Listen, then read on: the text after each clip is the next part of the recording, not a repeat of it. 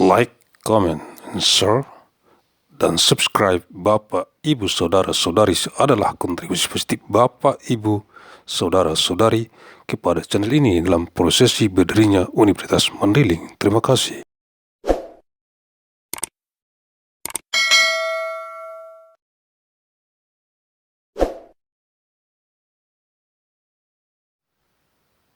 Bismillahirrahmanirrahim. Undang-Undang Republik Indonesia Nomor 32 Tahun 2009 tentang perlindungan dan pengelolaan lingkungan hidup. Dengan rahmat Tuhan Yang Maha Esa, Presiden Republik Indonesia menimbang, mengingat, dengan persetujuan bersama Dewan Perwakilan Rakyat Republik Indonesia dan Presiden Republik Indonesia, memutuskan menetapkan Undang-Undang tentang Perlindungan dan Pengelolaan Lingkungan Hidup.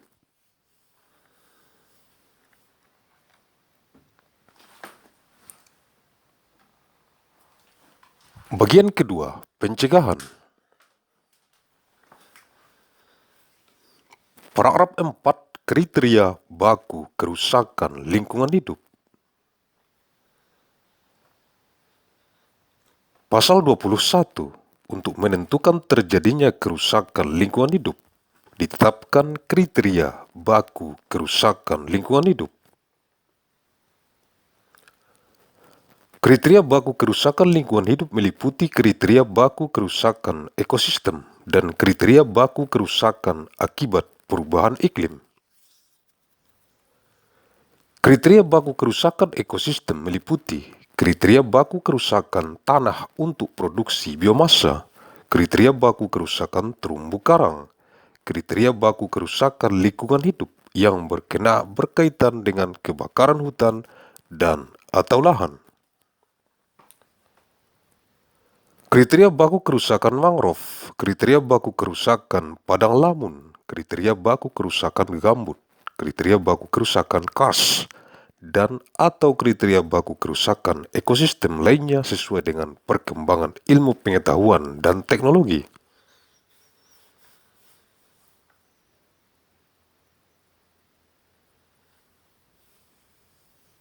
Kriteria baku kerusakan akibat perubahan iklim didasarkan pada parameter antara lain kenaikan temperatur, kenaikan muka air laut, badai dan atau kekeringan.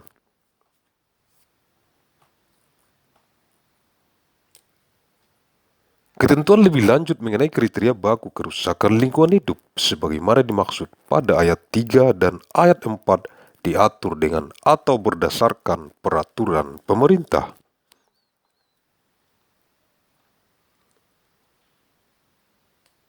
Paragraf 5, AMDAL. Pasal 22. Setiap usaha dan atau kegiatan yang berdampak penting terhadap lingkungan hidup wajib memiliki AMDAL.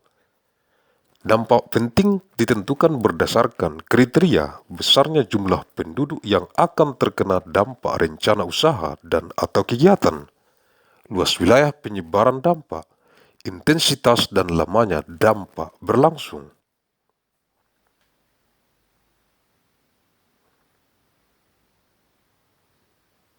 Banyaknya komponen lingkungan hidup lain yang akan terkena dampak, sifat kumulatif dampak, berbalik atau tidak berbaliknya dampak dan atau kriteria lain sesuai dengan perkembangan ilmu pengetahuan dan teknologi.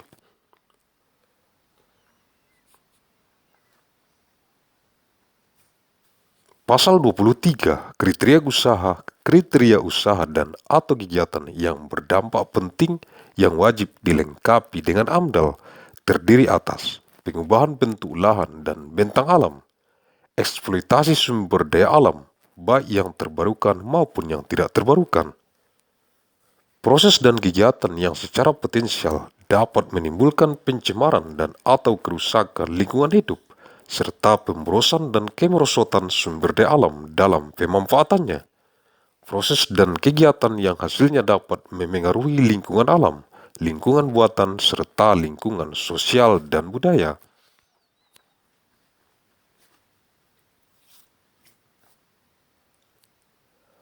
Proses dan kegiatan yang hasilnya akan memengaruhi pelestarian kawasan, konservasi sumber daya alam, dan atau perlindungan cagar budaya. Introduksi jenis tumbuh-tumbuhan, hewan, dan jasad renik.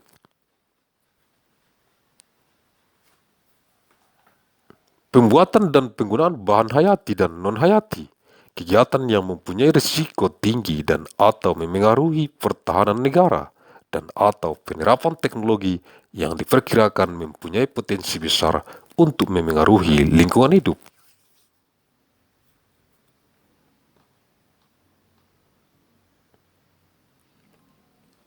Ketentuan lebih lanjut mengenai jenis usaha dan atau kegiatan yang wajib dilengkapi dengan AMDAL sebagaimana dimaksud pada ayat 1 diatur dengan Peraturan Menteri. Pasal 24, dokumen AMDAL sebagaimana dimaksud dalam pasal 22 merupakan dasar penetapan keputusan kelayakan lingkungan hidup. Pasal 25, dokumen AMDAL memuat pengkajian mengenai dampak rencana usaha dan atau kegiatan, evaluasi kegiatan di sekitar lokasi rencana usaha dan atau kegiatan, saran masukan serta tanggapan masyarakat terhadap rencana usaha dan atau kegiatan. Perakiraan terhadap besaran dampak serta sifat penting dampak yang terjadi jika rencana usaha dan atau kegiatan tersebut dilaksanakan. Evaluasi secara holistik terhadap dampak yang terjadi jika rencana usaha dan atau kegiatan tersebut dilaksanakan.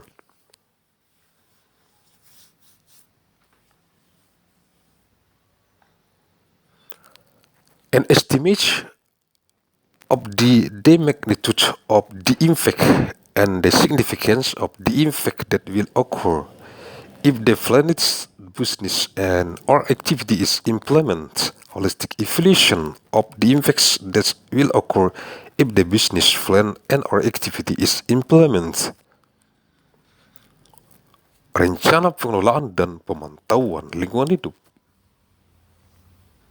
direkomendasikan kepada jurusan Teknik Lingkungan, Fakultas Teknik Sipil dan Lingkungan, Badan Formatur Universitas Mandailing.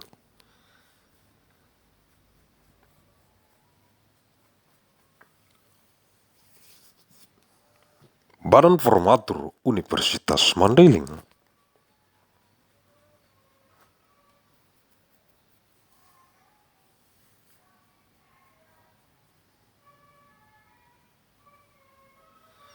Agus Salim Sarjana Teknik bin Abdurrahim Nasution, pendiri Badan Formatur Universitas Mandailing. Terima kasih.